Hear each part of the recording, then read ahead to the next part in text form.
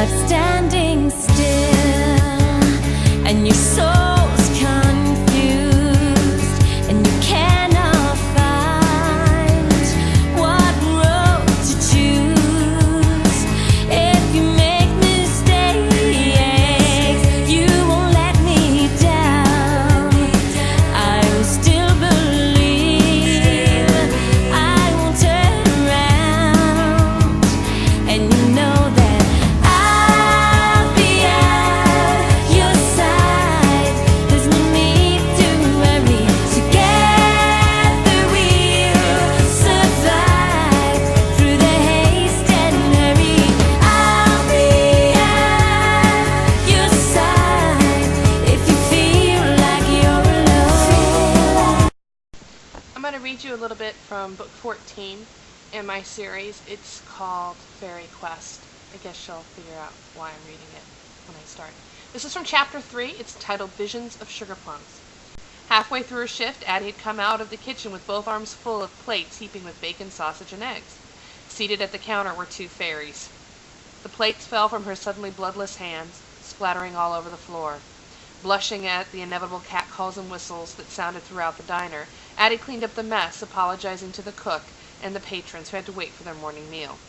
The manager with the diner was pretty sympathetic and didn't hassle her too much about the mistake. After all, Addie was one of his best waitresses. She'd just gotten back on track with her customers after the mess when she saw another fairy walk through the front door. With sun sparkling off the diamond and citrine gems, Addie gulped and managed to keep her grip on the coffee pot she was schlepping to the tables by the windows. Somehow she made it through the morning, although her nerves were shot, and every time someone walked through the diner door, she was literally terrified to look their direction. Luckily, no more fairies came to the diner. On her way to the photo shop, a trio of fairies came out of a nearby tattoo parlor, giggling like teenagers and comparing the newly inked design on their ankles. Addie simply turned up the radio and looked the other way. As she pulled into a parking slot in front of a photo shop, Addie saw another fairy race by, mumbling to herself as she dug through a voluminous purse. At a red light, an entire busload of fairies drove by, right in front of her. All afternoon, Addie saw fairies. Fairies on the sidewalk. Fairies in the stores. Fairies walking to the beach in their bikinis and jeweled wings.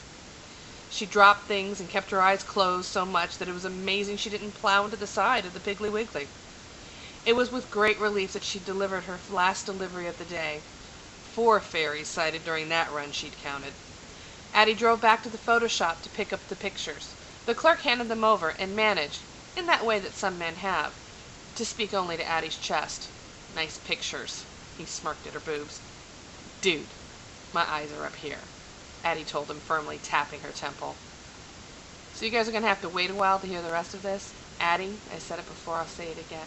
I am so blessed to have you in my life, and thank you for being an inspiration to me. Not just for this book, but for a lot of other things.